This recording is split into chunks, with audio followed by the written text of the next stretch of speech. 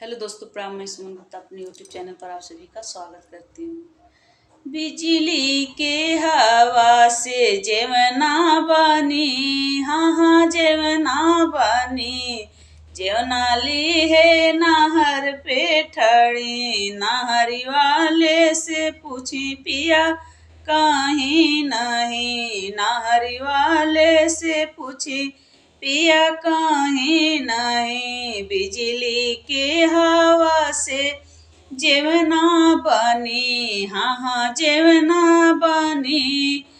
नहरी वाले से पूछे पिया काहे नहीं। नहरी वाले से पूछे पिया काहे नहीं। बिजली के हवा से गेड़ुआ भरी, हाँ हाँ गेड़ुआ भरी। नहरी वाले से पूछूं पिया काहे नहीं। नहरी वाले से पूछी पिया काहे नहीं। बिजली के हवा से बिरवा जुड़ी, हाँ हाँ बिरवा जुड़ी। नहरी वाले से पूछी पिया काहे नहीं। बिजली के हवा से जिया लगी, हाँ हाँ से जिया लगी।